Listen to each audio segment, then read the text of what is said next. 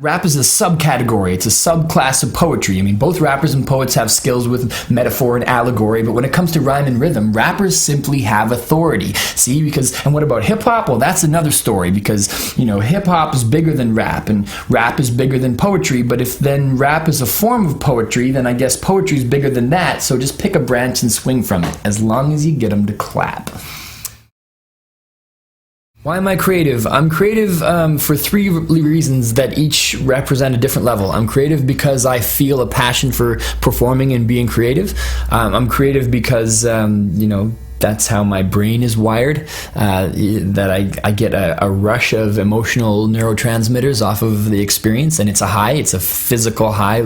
I've done drugs, and they don't come close to the experience of performing for a crowd. And I'm creative because that's how evolution designed Homo sapiens, because being creative, was selected by natural and sexual selection throughout history. So there's nothing you can do about it. You're born that way. So I try to paint a mind to this hip-hop or poetry, and why I try to leave behind this hip-hop versus poetry, and why I try to rewind this hip-hop and poetry. Surely it all starts with hip-hop is poetry, and poetry is hip-hop, two branches of the same tree, and if not, then tell me, my friend, where does a rapper begin and where does a poet end? And if such lines exist, then whose place is it to draw them? And if such people insist on the need to label art, my tendency is to ignore them. And I'll tell you the reason why. I don't want to be put in a box until the day I die. I think people have a competitive instinct that comes from evolution, because you can't mate with everybody. You can't hang out with everybody. You can't have business deals with everybody, and you can't listen to everybody. You have to differentiate, and everyone is competing for your attention all the time. Everyone wants to sell you something. Everyone's got a poem they want to recite. Everyone, is putting themselves out there on the mating market. So, competition comes from the sort of essential necessity of people to differentiate between that which is more attractive or interesting and that which is less. And sometimes that competition is overt, like, for instance, a slam contest where it's on stage. Other times it's people acting like there's no competition going on, but there actually is if you really look closely. So I appreciate the honesty of, this is a contest. Let's put it up there and really celebrate the person who's managed to battle their way till the end. I like that about freestyle battling, and I like it about slam poetry competitions. So in Brighton a few months ago, there was a poets versus MCs battle where the poets talked trash about the rappers for being arrogant and immature and small-minded and materialistic, and the rappers talk smack about the poets for being overly sensitive and melodramatic and overwrought and grandiose and using sesquipedalian words and stuff like that. This is a great event. I'm a great endorser of this. It's been running maybe 7 years now in Brighton, by the sort of hip-hop scene and poetry scene respectively. It's it's loosely in a slam format. It's artists from each side take turns as teams. It's kind of a battle more in the hip-hop sense of a battle with going on crowd cheers and this kind of thing. The competitive element is very much at the back. It's just a kind of a friendly get-together of two art forms.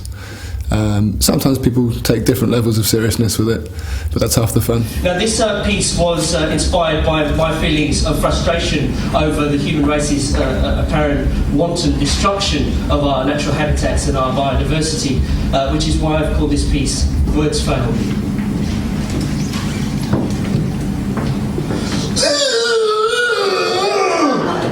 Thank you.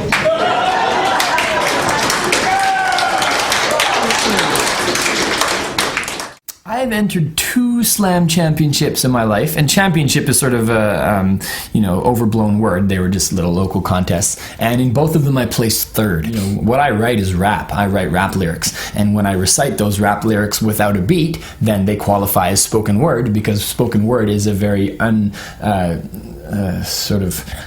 a non-exclusive catch-all phrase that can take anything that is a word performance. So rap works with that. But I don't really write slam-style poetry. Although some people who do write raps and perform them in slams do win slams. So anyway, I entered more freestyle battles than I entered slams. Basically, I consider myself more of a hip-hop artist than a spoken word artist. But there's lots of crossover. For me, it was a springboard into being allowed to do this professionally. If I hadn't have gone through that sort of, if I hadn't have entered slams, then I wouldn't be able to do this as a career. And so I'm really grateful, but they are limited because, well, I don't know, I think it's becoming a bit more diverse. It's changing. Like tonight, it's different to what, like even a year ago, it was like, there was like slam poems. Yeah. There were certain type of poems, but now it's become more of a thing of like people just appreciating 3 minutes of any kind of poetry. My spending spree goes on until I reach the final aisle. Soap products and nail files fill my cart, looks like a work of art. I want a toothbrush too. I don't just want a toothbrush, no. I want a toothbrush that cleans like a goddamn industrial vacuum. I want to brush my tongue. I want the kind of toothbrush that comes presented on a red cushion like a sceptre before a monarch, and I will be lord and ruler in my bathroom. Money, you don't and never will own me. No, I will own you, and I will spend you and spend you and spend you, because all you mean right now is the fear that I can kill with kilos and granules and the kind of muesli that comes with the words organic violently displayed across the top. I want the lot, and how much? How much? Fuck.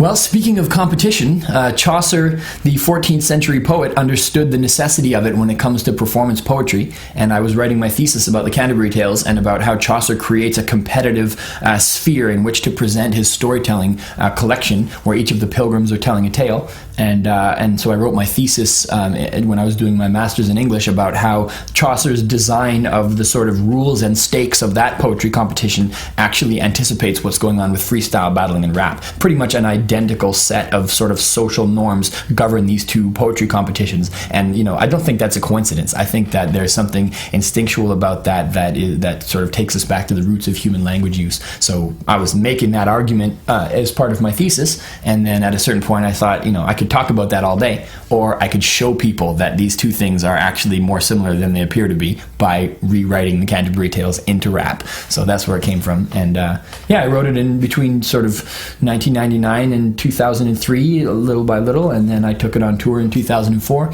to a bunch of fringe festivals, and that's sort of that's what started me out. The strangest venue I've played, well, I got to perform for the English department at Harvard University in the States. That was sort of, when I started out as a hip-hop artist, I didn't really picture myself playing Harvard, but the English prof there became a fan of the Canterbury Tales, so he invited me to perform for all the Harvard PhDs and profs, and that was relatively intimidating when it came to, the sophisticates. The Cambridge Darwin Festival was a bizarre one as well. These aren't exactly gutter examples that I'm giving you either. The Rap Guide to Evolution came from a professor of genetics who approached me a year and a half or so ago and said, I'm organizing a Darwin Day celebration for Charles Darwin's bicentenary, and we need entertainment. And he had funding from the British Council, but the funding was for generic entertainment, and he could have hired a string quartet to write an original piece. He could have hired mimes to do an interpretive dance, but this professor of genetics at the University of Birmingham happened to be into rap, and he was like, I want to hire a rapper in order to celebrate Darwin, and you're my man because I've seen you do the Chaucer thing. Could you translate that into Darwin? And I just thought that was just such a cool concept for a commission, and I was interested in evolution, so I did my homework, I did some research, and then tried to represent the state of modern evolutionary biology in the form of rap remixes and comedy storytelling. I think poetry can be a very powerful tool to reflect issues and concerns in society, to reflect sort of cultural events and trends. I think it varies from culture to culture how much exposure or airtime or consideration people give to that art form. I'd say in this country, in this culture, we're bombarded with lots of different media, so it's very hard for another message to sort of get equal airplay. But certain cultures, certain periods in time, Somalia, for example, is known as a nation of poets. They have a very oral tradition, only had a written language in the last generation, and their poets are revered as kind of keepers of history, keepers of art and culture, that kind of thing.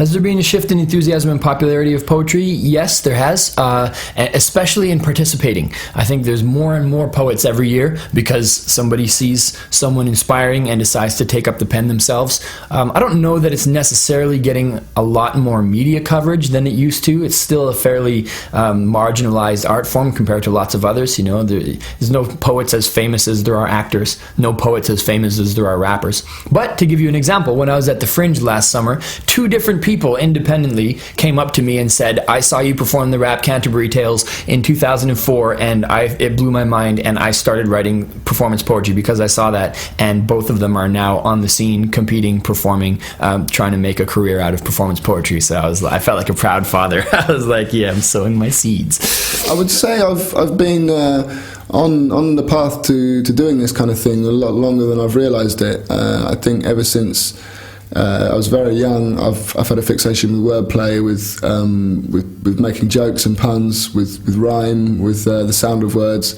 I've never really channeled that into a specific sort of expression before, but and my nature as well. I'm quite sort of cheeky and disobedient, and a tendency towards puerile humour, and that's now, which seems, all the time people told me I was wasting my time with that, now it seems I've actually been training my entire life to come to this point, which, yeah, I'd like to go back and tell a lot of teachers and adults and parents that I was right.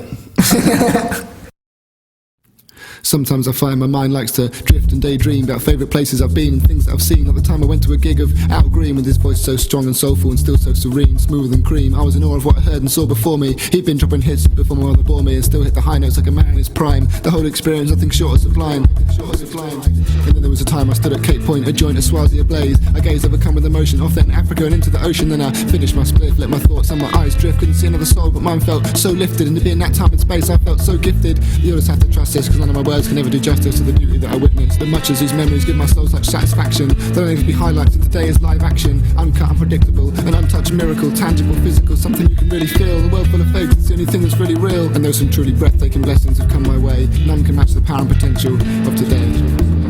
So while the smart man understands the need to make plans, he also comprehends that planning is a means to which living is an end, and it's the truly wise one who keeps his eyes on not just the horizon but also the road he rides on.